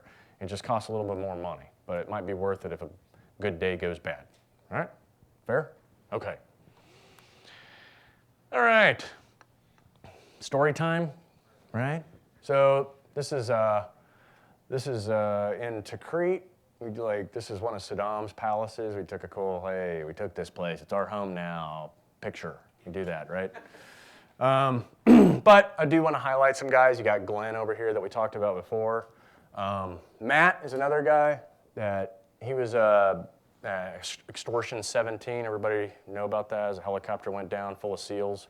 Got shot out of the sky with a lucky RPG. Matt was a Texas kid, great dude, a laugh that you could hear a mile away. And the story I remember the most with him is we were receiving fire. It was what we thought was an ambush. Turned out it was just your friendly Marine Corps. But we're getting lit up. It's tracer fire. We're like, tracer fire? That's usually Americans. Oh, it's coming from all directions. And we were inside their perimeter, and they just, I guess, communications didn't work out too well. They didn't know we were there, so they thought we were like bad guys in the center of their perimeter. Bad night. But we went into the center of the perimeter so we could get some rest. We're like, oh, we can jock down. We hadn't slept in like 5 days. We can take a break, right?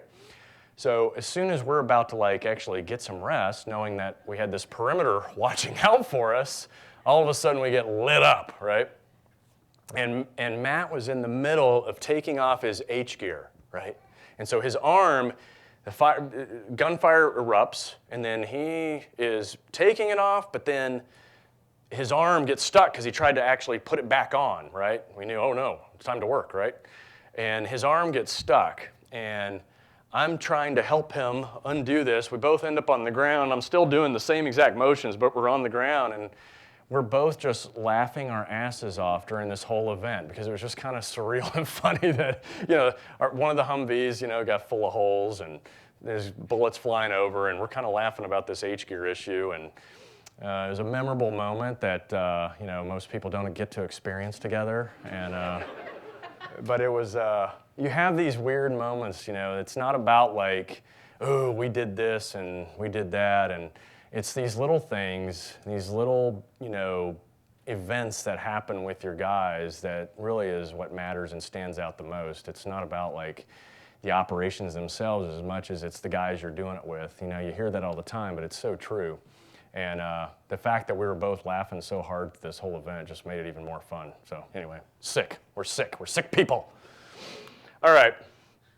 So now you get to the point. We have to respect the element of surprise. We've talked about how being more aware, how you dress, how you project yourself, how to be less of a target, your pattern of life.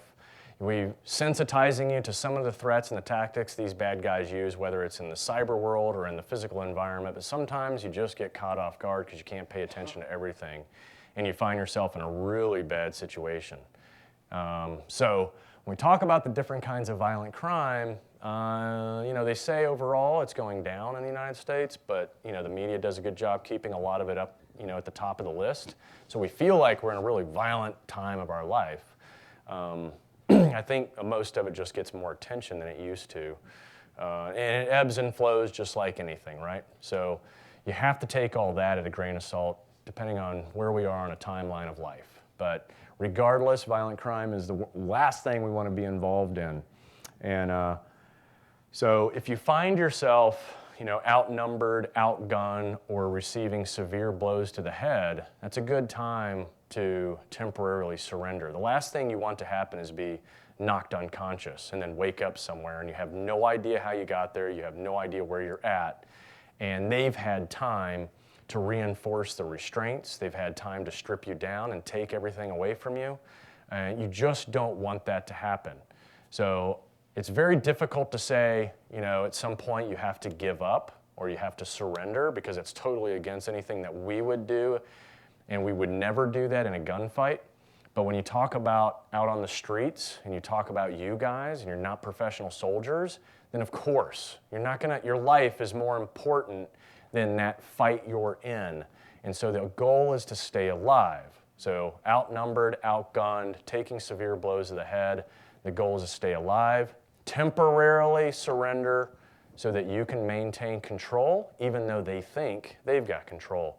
And that's what leads into this whole restraint defeat thing, is you're going to set yourself up for success when it's time to escape. Because unbeknownst to them, you're the one at that point taking control of everything and they have no clue. And that is the ultimate goal. Make sense? Okay? Of course, when the fight, you have to fight, we know we have to fight at least a little bit, then it's all about creating witnesses, third-party awareness. The whole reason cops show up and they say police and they yell it and they announce themselves is they are creating their own witnesses, right? They want people to see what's going on just in case, especially the solo officers, if they're out there alone, they want people to see what's going on so that hopefully maybe if they get themselves into a bind, but they're also doing it legally, but they are doing it so that they create their own witnesses. And as a victim or a potential victim, then you're doing the same thing. You want as many people to wake up and look out their window or stop or hopefully help. Like, not too many people are helping these days. They're taking the time to film it, right, and video it, and put it on Facebook. But they're not taking a whole lot of time to actually helping. And it's not that every person in this room has to put themselves in harm's way, but you should at least do something. We're all first responders, whether you like it or not. So you just got to decide, are you stopping the bleeding or are you stopping the bad guy?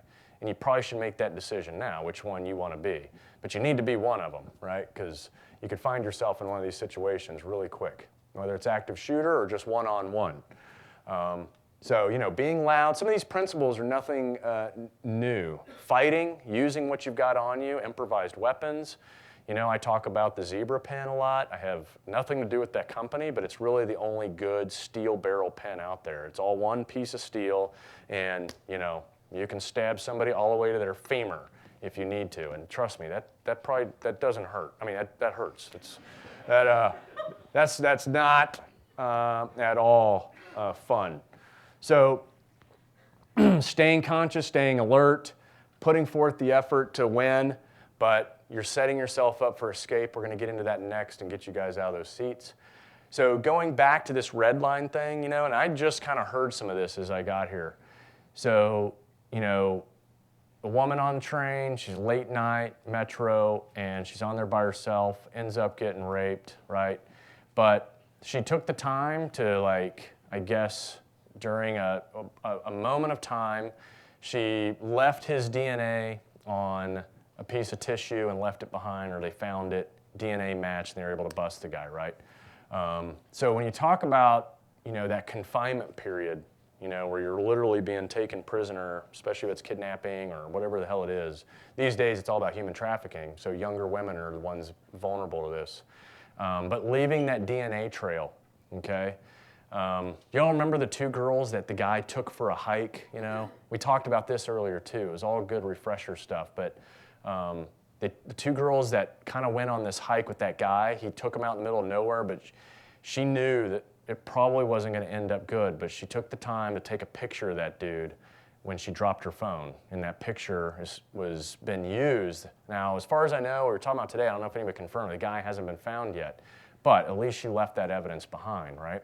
And these are horrible things to talk about, but if it ever happens, and whether or not it ends well, you want to at least leave a trail so that you can be found, especially for these dogs these days, the law enforcement, all the parts and pieces to the investigation. You'd be surprised, the capabilities that are out there. So the DNA under the fingernails, leaving things, every place you go, leaving something behind. It doesn't take much to do it. Leaving it in places that can't be cleaned up or in obscure places that they wouldn't think about cleaning, especially up high. They tend to bleach the floors and do this and do that, but they very rarely clean the walls or clean the corners. So anytime you can put something away so that it can't be found or cleaned, then great. Okay? Make sense? Okay. All right. So, yeah, you can read the. Who wants to take? Okay, so pair up. We're going to keep this real. What's our timeline? We still good? Everybody okay? About 8:10. Okay, good. We're doing good. So I want everyone to pair up. Okay, good time to meet someone new. And it's going to get real interesting here in a second. Roll up your sleeves if you've got sleeves. All right. The first one we're going to do, and we'll wait to hand this. We'll hand this out in a second. So the number one restraint, right, in the world is duct tape, right? It's cheap, it's readily available. I got a whole roll of it, which equates to approximately 4 to 5 people, right? If you do both hands and legs, just so you know, if you guys want to go out and grab 4 or 5 people, just so you know. One roll, hands, feet, about 4 to 5 people, okay? Just kidding. All right, I don't know. I kind of know. All right, so we'll start with we'll start right here, voluntold. She's voluntold to come up. Thank you very much. We're going to do a little demo. Then you guys will pair up, and you're going to do it to each other, okay? So come on up, yeah. Your name? Crystal. Crystal, okay. What you do? Finish the rest. You know the story. Come on. A Pisces. There we go. Look at that. All right, so let's roll your sleeves up. Now, we talked about setting yourself up for escape, right? So everybody, hold your hand, right? Or hold your wrist, sorry. Open your open, close, open, close. What's happening to your wrist? It's getting bigger, smaller, bigger, smaller, bigger, smaller. So the beauty of that is you're presenting to your bad guy with open hands and your wrists as close together as possible, okay? So I can't do it. Some people can put their whole forearms together, but not me. My shoulders are broken like 10 times over. So yeah, look at it, she can do that. So close together is great, and hands open. So you get hit in the head, or I'm surrounded by guns. It's like, okay, stay alive. Okay, right? You put your hands up. You're temporarily surrendering, but you're taking control as soon as you do this right here, okay? So she's going to do that. Hands up. Yep, kind of there. Right. Hands together. Yep, as close as possible. There you go. Good job. So, no, put them together. There we go. Stop cheating. Jesus. So we're doing 1, 2, 3. Now remember, the bad guys are going to put this stuff on messy. And this is why when you have an opportunity to escape, you escape as soon as possible, because you don't want to get to a point where they can reinforce all these restraints. Make sense? So we do how many ever wraps it takes just to keep her under control. Okay? This is good acting. I like it. Good job. All right. So now you get to a point where, all right, I'm thrown into the trunk of the car, whatever the case is. I'm in there. If it's 2000 2003, 2003-ish, I think, is when U.S. automotive companies required to put a handle in a trunk release. It was actually, the law was intended for kids that had been playing hide and go seek and died in the trunks of cars. So I guess it happened enough to where they put handles, but these are great too if you get kidnapped, right? So you look for the handle. If it's been disengaged, some bad guys are smart enough to do that, then now you're going to break away all the molding, you're going to attack the locking mechanism, or you're grabbing the spare, you're grabbing the jack, you put that jack in, you crank it up, and you bust that, whatever it takes to get out. There's lots of tools in a trunk. You just got to know that they're there, find them, use them. Make sense? Okay. It's like dark in the trunk, right? Of course, yeah. Yeah, it's dark. Yeah, you're just working it. Survivability, I mean, yeah, it's not going to be a great environment, trust me. And you're like this. So you have to take the time to think about this ahead of time. That's why we're talking about it right now, right? Yes, ma'am. Is it true you can kick out the taillight? It used to be. If you know you're in an older model vehicle, then you can get to the taillights really easily.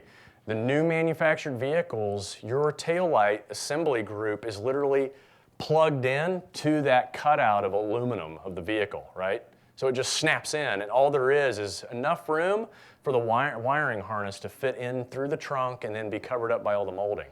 So if you find that wire harness and then you find the light, you'll find out that there's a hole like this big. You're not fitting anything out. But if it's an older model vehicle, then yeah. Once again, another thing you can do is kick those back seats down. Whether it's an old car, a new car, you're looking for the release. You're looking for the release on the back seats. If there is none, brute force, kick, kick, kick, and they're going to know. So ideally, you're escaping at a stop sign or a stoplight. And as soon as you start kicking seats, and they might start taking action. So when you do that, you got to be ready to move, right? You're going to kick those seats down. You're going to invade that passenger compartment. You're going out those rear doors in some form or fashion. Keep in mind those seat belts. When they go down, the seat belts get in the way, and they're a mess. So you have to weave your way through that just to get out of the car. All right. Your hands are purple. Okay. All right, so holding your hand out in front of you, right? We're going to put them out high, eye level. Go ahead, put it way out there.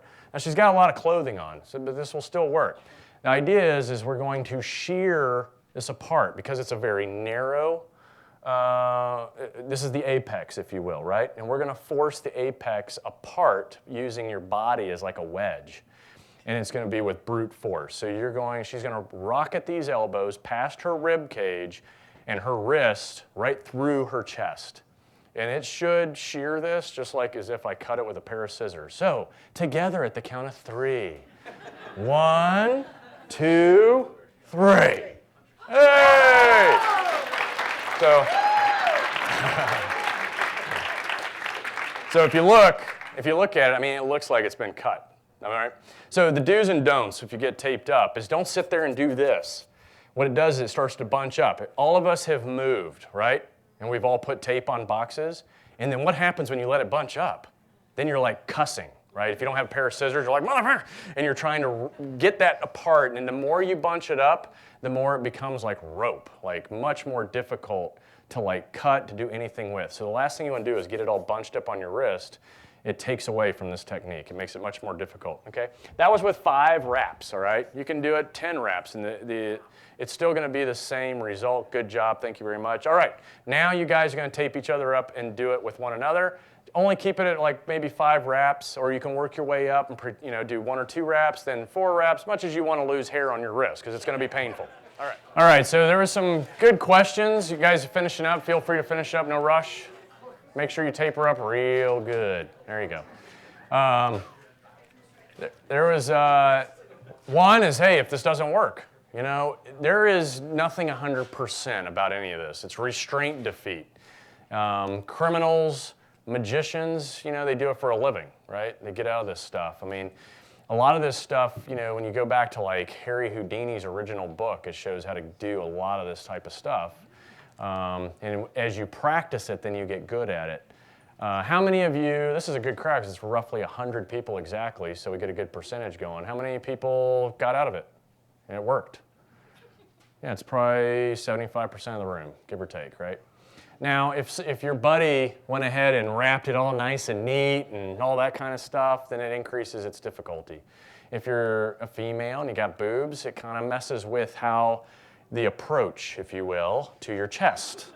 So that's why with guys, is there any guy in here it didn't work with? 1, 2, 3. Okay. So, maybe it's how it was taped up. Did you kind of figure out why it didn't work? Did you eventually get it? No? No? Okay. So, like I said, you still taped up. So like I said, when you're talking about life and death and this type of stuff, there is no 100% like solution. It gives you some skills that you can work with and hopefully leverage to get yourself out of that situation. But at the end of the day, you just got to depending on the situation, you're going to find out that your creativity, thinking outside the box, reacting quicker rather than later is always a good idea. And you always, always, always want to escape as soon as possible. Like stop signs, stop lights, getting out of there quickly. You do not want to get to that first stop where they reinforce all this stuff and strip you down, right? Okay, so I think you get the point. But good questions, good concerns, but ultimately, you're on your own. Nobody's coming, okay? All right, zip ties, okay? Now you're moving up in the world. And if your wrists don't feel bad already, they will in a minute. So we're gonna pass these out. You can just pass the bags, grab 2 apiece. Same technique, okay? You might be a lot more successful with this. This plastic snaps when you have that brisance is in the explosives world, we use the word brisance a lot. It's a shattering effect. You're not trying to like slowly break things. You're trying to like very quickly. So when you rocket those hands, I mean rocket, it's got to be fast. It can't be, this isn't a slow motion technique. Make sense? So fast, fast, fast with lots of power. Okay. All right, so on that one, let's do it good. Everyone that was able to break their way out of those things. Oh, yeah. Yeah. Well, it's probably 75% of the room again. So that's good. I mean, that's a good ratio. For those of you that didn't, like I said, adrenaline, you know, if that kicks in, you're going to be able to pick up cars. I mean, you know, if you're a mom, you're definitely going to be able to get out of those things, right? So some of it is a little strength, some of it's technique. Some of it could be just, you know, me, I got horrible joints and they only let me do certain things, right? So there's a lot of factors that go into this, but the majority of you getting it, the rest can just practice it at home on Valentine's, all right? So now I had a good question about the larger ties. So the vulnerability on these zip ties is where the two connect, where they meet, right? That's where it was breaking. It's not the locking mechanism, right? That little gateway and the grooves. It's snapping in the middle, but it's usually where, you know, where that shearing effect takes place as it meets your body. But on the big ones, like even law enforcement grade ones, you might not get so lucky, or you might just, you know, break your own chest trying to do it. So as they get bigger, I say at least try once, try twice, and then the other way out is bobby pins, okay? This is there's destructive ways of getting out of things, non-destructive. This is the non-destructive way. And so we're gonna talk to this one so we have time to pick locks, okay? But ultimately, we all know that the way zip ties work, it's a ratcheting system. It's just like a pair of handcuffs. It has grooves, it has a gate. The gate sits there at an angle. That's why it's one way, because that gate is slanted, it's plastic, and it click, click, click, click, click, but it won't let you pull it out, right? So all you're gonna do is take a bobby pin. All bobby pins have a little piece of rubber on the end, almost like for safety, right? You're gonna peel that off, bite it off, and then straighten it out. And then you're gonna put the bobby pin inside, in between the gate and the grooves. And that obstruction allows the zip tie to then just free flow. And it really is that simple. So I'm gonna give you the bobby pins. You guys can practice this, you know, later on. If you want them, they'll be up here. Instead of taking up time passing them out right now, if you want bobby pins, they're yours to have. Just you can put them in your lockpick kit. And then when you talk about where to put these for guys that are traveling or whatever, bobby pins are great. You can put them on your waistline. You can put them on the cuffs of your shirts. You can hide them in a lot of places, and no one will ever see the damn things, right? So, and they can get you out a lot of different issues, okay? And all the different skills in the book, you'll see bobby pins, you know, a couple of times than just this, all right? Okay, now, everyone's got lock picks, right? So, we're going to talk through the anatomy and physiology of a lock, okay? And sometimes this can be confusing, so I'm going to deliver it as simple as possible, okay? There's a lot in the lock world. This is a full-time job, you know? You got the locksmiths. You know, I think people assume that the special operations intelligence world invented this whole lock picking thing. No, locksmiths, right? There are locksmiths out there that can get you into any lock, and they didn't work one day for the government, all right? Just so it's said. So for centuries now, every bad guy has been trying to figure out how to get by a lock, and that's what has increased security over time, right? To where now you got some pretty high speed, high security locks. And You know, it's like pins inside of a pen, and you've got those dimple keys, making it more and more difficult to bypass these things with, you know, all kinds of different techniques. So tonight we're going to focus on the picking and the raking, mostly raking for you guys since you're new to this. You understand the concept of how a lock works. The lock in itself, we're using padlocks, but it's the same whether it's a padlock or the lock on your front door, okay? 5-pin tumblers. A guy named Yale. Everyone got Yale locks. He invented the 5-pin tumbler like back in 1856 or something. So, and this is a quick set key. You can tell the difference between different key manufacturers and lock sets based on the bow of the key. So that's quick set. How many of you guys have those on your key rings? Raise your hand. That design, yeah. It's a horrible lock, but it's super cheap. So a lot of people put them on doors of the houses that you probably bought. Okay.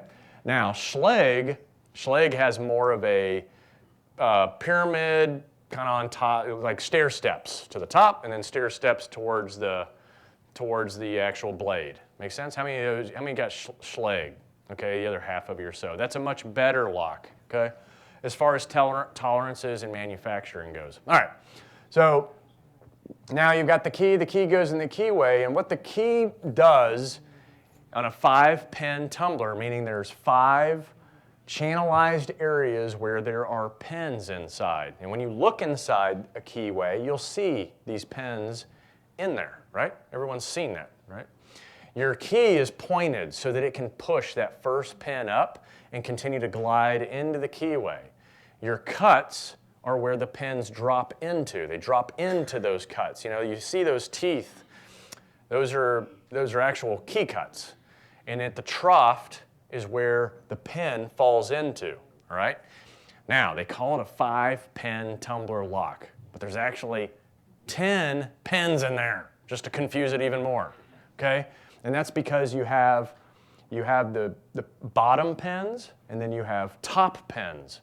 And then above the top pins are springs, and that's what keeps the pins engaged and pushed down into the keyway.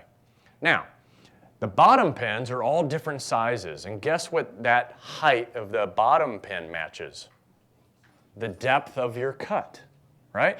So the bottom pin falls into the depth of the cut, and if they all match, what it does is it stacks all your top pins at the same exact height, and then it puts the top of the bottom pins all at the same height, right? Because they're all different lengths, but they're filling all those cuts. And so everything now is even, which creates a shear line, which allows that cylinder to turn. The top pins stay up in the Bible. The bottom pins stay with the key. Is this making sense? Right? So now it can turn.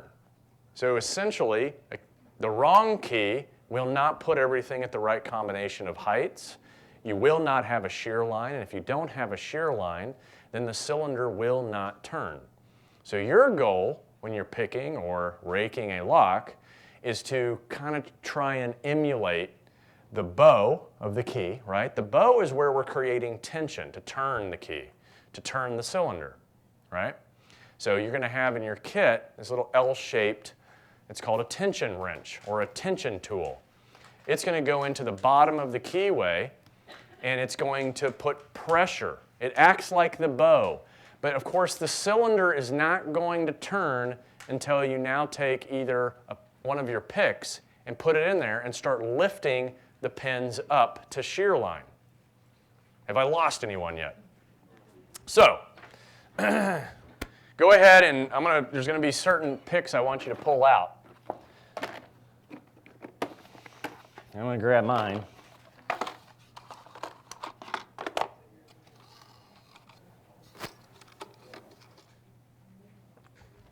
All right, so I'm going to pass these out in a second, but just for the sake of demonstration, you know, these are master padlocks. When you buy them at Walmart, it's going to say high security.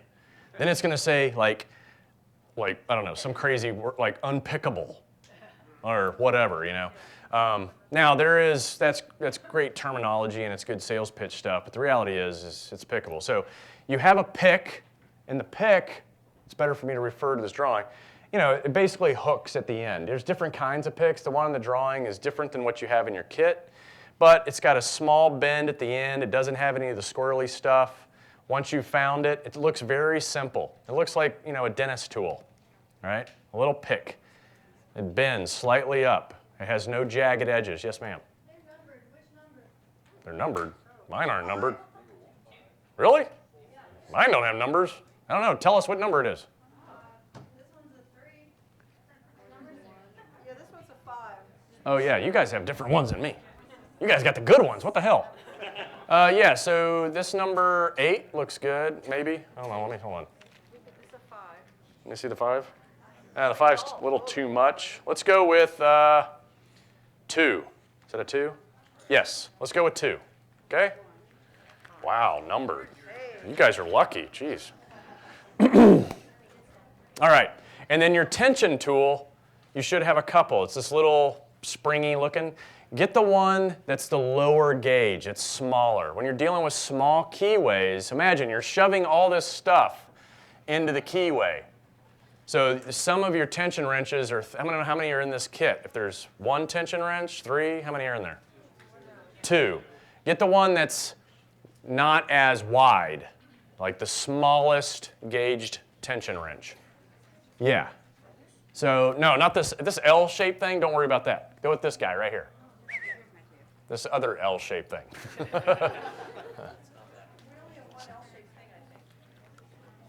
Tension wrench is this guy right here. Has everybody got one? Okay. All right. Okay, yep, good. Yep, that's it. Yep, got it. All right.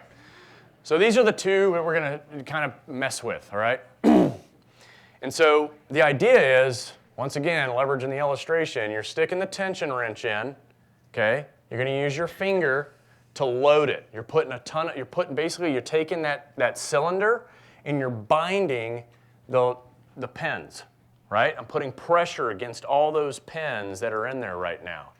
And by binding them, now I can feel them much better when I stick my pick in there, and I can actually push each one up. When I give you the padlocks, I want you just to stick the pick in and count all 5 of those, all 5 of your pins in there, so you know what it feels like. You'll feel that spring tension against each pin, right? And where this becomes important, where do you think this becomes important, right? If you're being held padlocks and chained to something, or you have access to the lock and you can scrape up the tools. Once you understand the concept, you don't have to have lock picks to pull this off, right? You can have paper clips work, even taking bobby pins and using those. It's a matter of creating the tension on the cylinder, binding the picks, lifting each pin, binding the pins, lifting each pin, and you'll actually hear them click from time to time, right? And when that click, that's when you've pushed, hopefully, right? Just once again, there's no 100% lock picking, all right? You've pushed the top pin into the Bible, leaving the bottom pin with what it thinks is the key, and you're getting them all picked at the same time, and then the cylinder will turn, right? So the best way to learn is we get these locks passed out, and you start going. Now, one last thing. To rake something, okay, the rake tool, let's go ahead and get a number on that, and then you can put the rest of the stuff away. So for raking, it's going to look like kind of a snaky, like pregnant belly looking one. Maybe this, yeah, this guy right here. What number is that? 7? A 7? Yeah, 7. Let's go with 7. That can be your rake tool, okay? And so I'm going to talk about raking real quick, which is there's different rake tools. You can go through and kind of play with all these different picks, but really the hook pick and then that rake tool are the 2 that you use the most. You put that tension in there, and like I said, it's never a sure thing. Put the tension, rake back and forth. With mine, I'm limited because of whatever kit I ended up with. But you're going to put it in, and you're going to rake back and forth. And it's basically a figure 8 motion as I'm going in. So I'm kind of going in and coming out, going in, coming out, going in, coming out. If you don't get it within a couple of strokes, then you take the tension off your tension wrench, let all the pins reset, and then try again. So we're going to get these things passed out, and then we'll just start playing, okay? So if you just we'll just take the bin and start handing each person a lock. I don't know if we got 100, but we got close. So keep in mind, this is like one of those skills that you've got to you're sitting around watching TV and this is what you do. And you go, oh, look, I just opened the lock. So it can happen that quickly and then frickin' 2 minutes later, it'll take you 30 minutes. Okay, that's the world of lock picking, okay?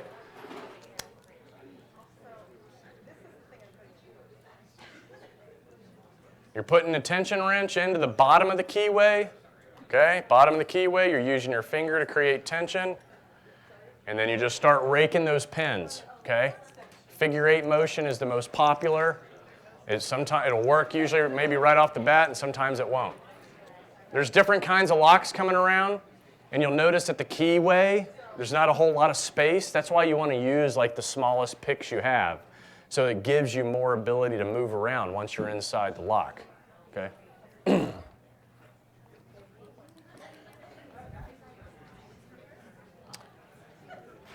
Who needs one over here, I guess? Yeah, go ahead. Once you pick it, you pop it, lock it, pass it around. You can there's all kinds of different ones roaming around here.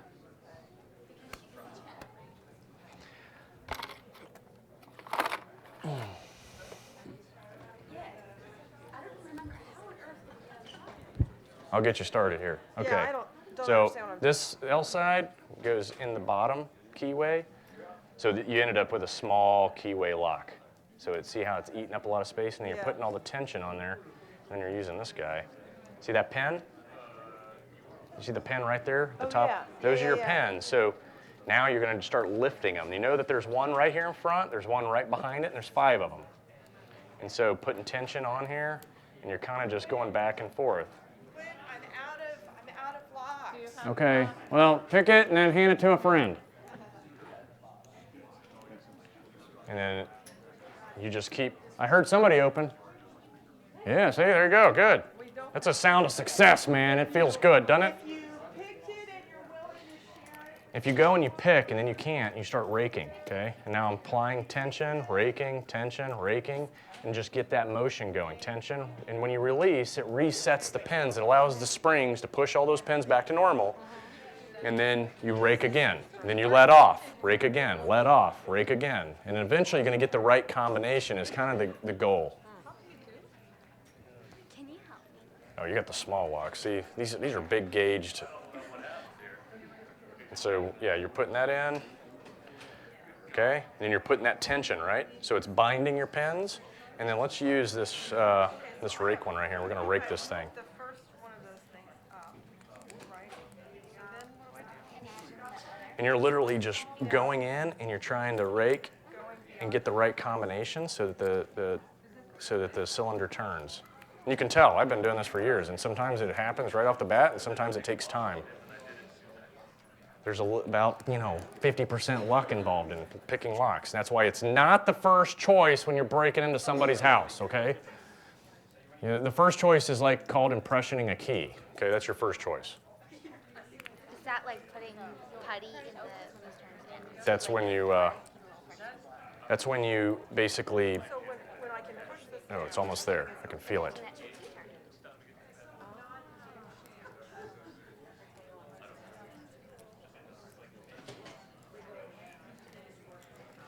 See, it's boring. See, it's not keeping your attention. You're young. You need instant gratification.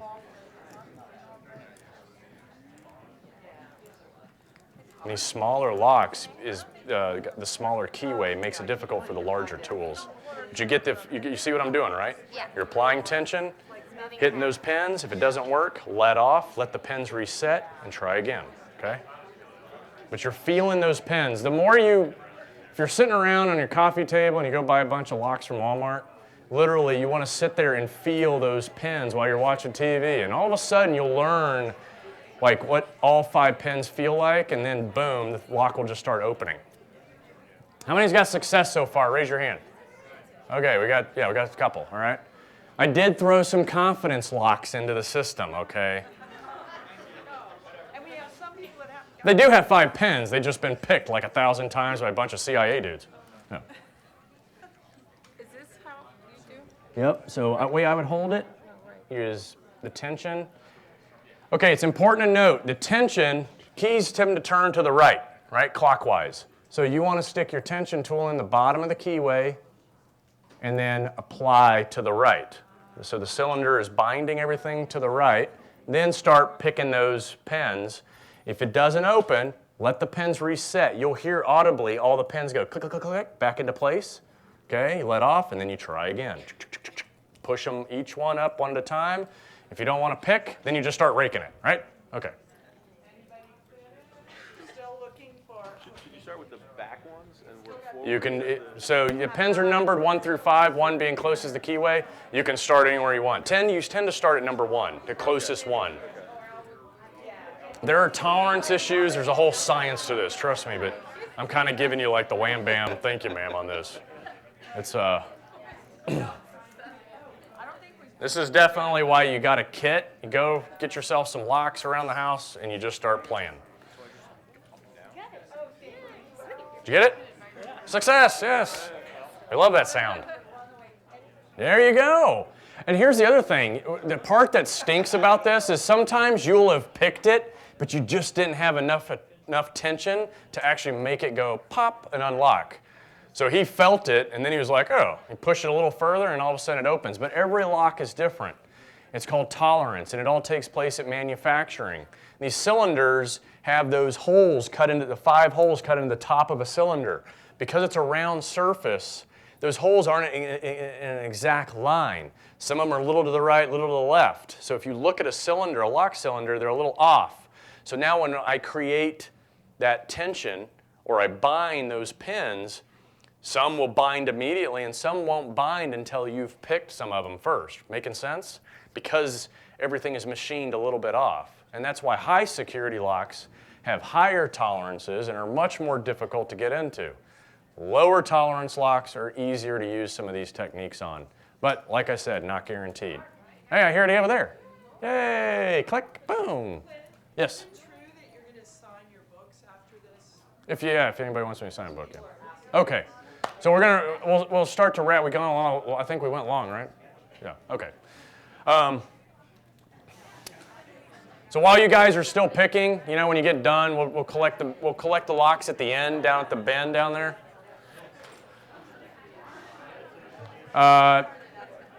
Q&A. You guys, while you're picking, Q&A. Anyone want questions, answers? You want to put your warmies on and get the hell out of here? What's up? Yes. What? Yes. I'll go back there and sign books. No worries. Any questions? Security, SEAL, sex. What? Okay. Yep.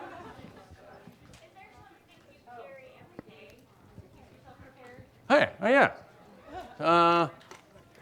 We need more time.